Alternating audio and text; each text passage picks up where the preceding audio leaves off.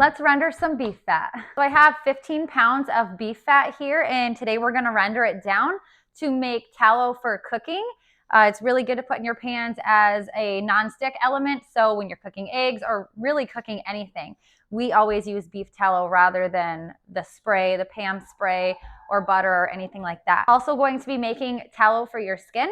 So I like to render it down, add some essential oils to it, some olive oil, and then rub it on my skin before I go to bed. It helps on any dry skin that you have. We rub it on our hands, our arms, our legs, everything. So it's super good moisturizer. So we're going to be making some for cooking today and some for your skin.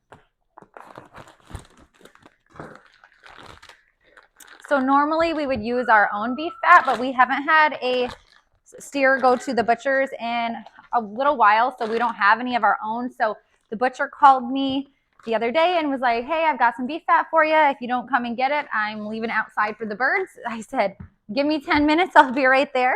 So normally butchers will just give it away if you're looking to start making your own tallow for either cooking or your skin. Just call your local butcher. I'm sure that they will gladly give you a couple pounds at least. I mean, he gave me, this is just 15 pounds, but he gave me, I think, 6 bags. So I still have quite a bit more in the freezer. So what we're going to be doing here is cutting up the fat really, really small. The smaller you cut it, the quicker the process goes. I have ground it in the past and it went really fast. The whole process did, but that's just another step that I don't feel like doing today, honestly. So I'm just going to chop it up nice and small, and we should be able to get it done all in one day. So basically the process is you cut your fat up nice and small. And while you're doing this, remove any larger chunks of meat that you find, because when you render it down, what you're trying to do is separate the fat from the meat. You don't want any meat, any red meat in your tallow, because it won't keep. It'll spoil very fast and it will be very stinky. So you want all the meat off, as much meat off as possible before you start rendering. And so once we cut this up, we are going to put it in a roaster. You can either do a slow cooker, you can do a roaster like I'm going to do, like a turkey roaster. Low temperature is important, but we'll get to that point here in a bit. So what will happen is the fat will melt down and become a liquid, and then the meat pieces that are left on will start to cook and float to the top. And those, actually, you can eat those if you want, but we don't. We just feed them to the dogs. But they are good to eat. Kind of a little bit like a pork rind. So beef fat is really high in vitamins A, D, E, and K. So it helps maintain good vision, skin health, your immune system support. Also high in magnesium, potassium, zinc, and iron, and helps regulate your blood pressure. So you really can't go wrong by using beef tallow. We even use it, like, we don't really make box brownies or cake or anything like that. But when there's a recipe that calls for oil, any sort of oil, most of the time they're saying use vegetable oil or canola oil, which just, I'm not even going down that route. But we don't use seed oils at our house. So we would use beef tallow instead. All right, so I'm going to go ahead and finish slicing all this up really small, and I'll meet you back here in a few when we start to actually render it down. All right, so we're outside. I'm in the garage, and if I have one recommendation for you when rendering beef fat is to do it outside if possible. I've done it inside in the past, and it just has such a really strong beef smell that it gets sickening after a while, especially if you're, it's a 12-hour process. You're going to be smelling beef for like 12 hours. So the first hour or so, it's not bad, but after that, it really gets sickening. So I've been doing it outside ever since after my first time ever doing it, because I just prefer to not have to smell it all day. So we're outside in the garage. We have our roaster here, and that's heating up. All right, so I have my roaster here. It's set on 150 degrees. And like I said, you can use a slow cooker if you want. I just prefer to use this because it's a lot bigger. We can do a lot more at a time. Now, the key here is low and slow. So you're gonna go ahead and add your beef fat, spread it out, and Put the top on and let it sit. So what's going to happen is this fat here is going to cook down into a liquid. It's going to be like a yellow liquid. And then any meat parts like this are going to start to cook and become hard. And that's what I was talking about, that you can actually eat if you want, but we just give ours to our dog. It's kind of like a pork rind, but they're really tasty. We just prefer to give them to the dogs. So the fat is going to render down into a liquid, like I said, and then that process is going to take several hours. So depending on how small you cut your beef fat up, that's how long it's going to take. But we are going to stir it periodically throughout the day. I will show you that here in a few. All right, so you can see it's starting to melt down around the outside. So we need to stir it.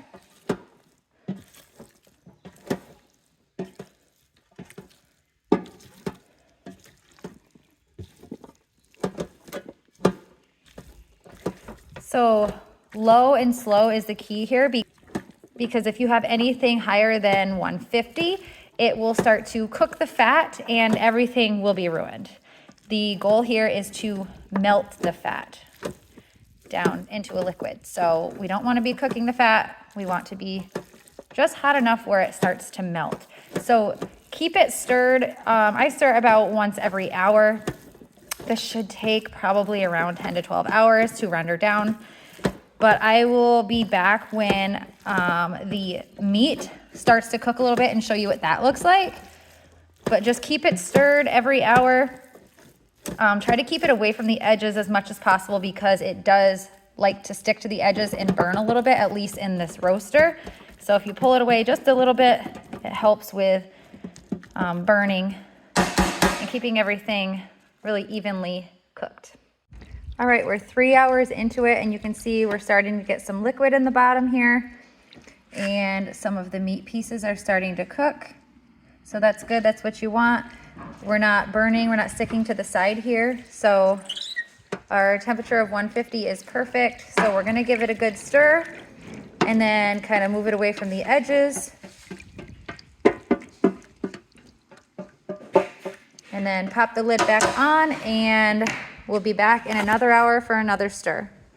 All right, so we have rendered it down to its full potential. So you can see that there are the cooked meat chunks. Some of the fat has cooked a little bit, but there is quite a bit of liquid in here. So we're gonna go ahead and strain this through a fine mesh strainer.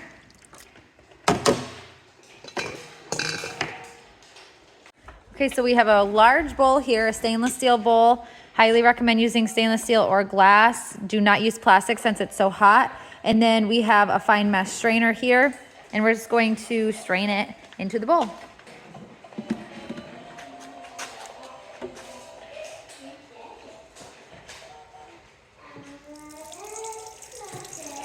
So obviously the fine mesh strainer is going to catch any of the larger meat chunks. Some smaller ones will fall through, but we're gonna worry about that here in a little bit.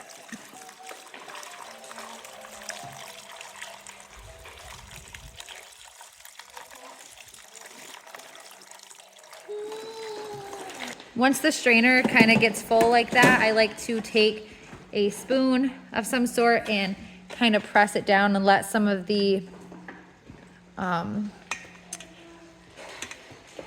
tallow through. Like that. I don't want to waste a whole bunch. It's not going to be wasted anyway because the dogs are going to eat what's left here in this strainer, but still we want to get as much of it as possible.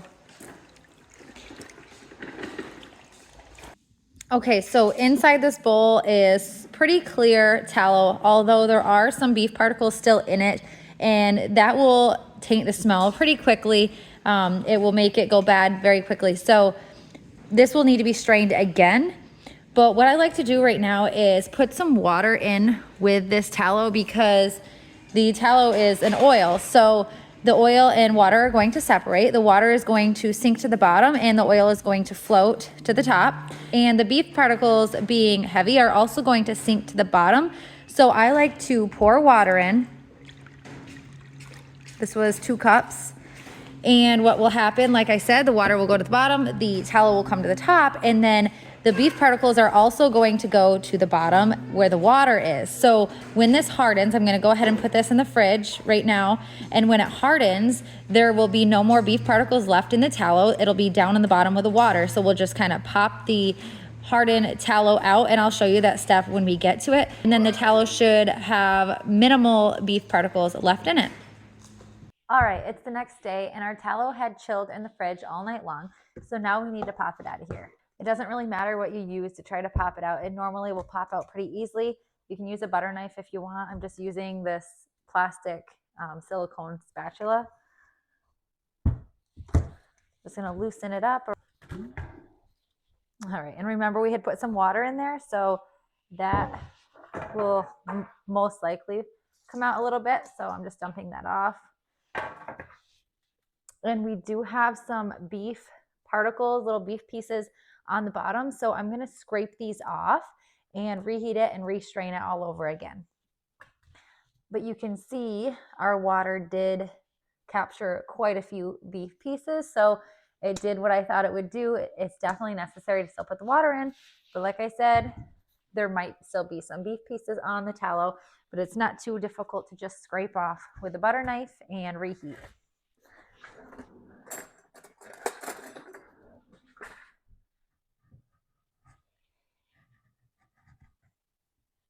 And definitely don't waste these pieces. You can feed it to your dogs or your chickens. And also, even if you can't see any pieces of beef, if it smells beefy, I would definitely reheat it again and strain it again, because if it smells beefy, then it probably will not last for you. It should have a very neutral smell. All right, I scraped off all the beef pieces, or at least most of them, whatever I could get. So I'm going to pop this on the stove, melt it down again, and strain it again. All right, the tallow has been melted down again. I have my mason jars here, and this is what I'm going to store the tallow in. At room temperature, tallow is like a peanut butter consistency, so you can definitely just open it up, take a spoon, grab a little bit out, and throw it in your pan if you're going to cook eggs or whatever you're cooking and you're using it as a non-stick agent. You can store it however you want, but you can store it at room temperature and it's safe. So I have had tallow for up to 6 months and it was good. They say you can keep it up to a year. I haven't gone that far yet, so I'm not sure of that, but 6 months I do know. So I prefer just to keep it in mason jars in my cupboard. It's nice and cool and dark in there. So that's my preferred method. I'm sure you can freeze it. I'm sure you can can it so that the jars are actually sealed. You can also keep it right in your fridge, which I have also done. But I like to be able to open up the jar, take a spoonful out, and use it whenever I want without having to melt it down before getting my preferred amount. So I have my mason jars. I'm going to take my funnel, my stainless steel funnel. Do not use plastic. And I'm going to pour it in. I'm going to leave about an inch headspace. I'm also going to use a cheesecloth to strain it this time, and this should collect all of the remaining pieces of beef, any beef particles, so that your jar is clean and will last a long time. I'm just going to secure it on with some clothespins, and then I'm going to ladle it in.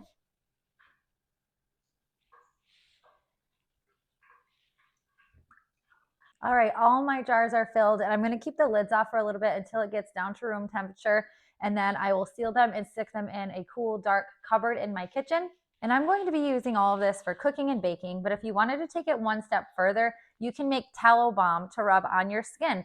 I use it on my face, my arms, my hands. I just add a little bit of essential oils. Vanilla is my favorite. So if you want to learn how to do that, let me know in the comments, and I'll be happy to make another video. And make sure to like this video and subscribe for more homestead life.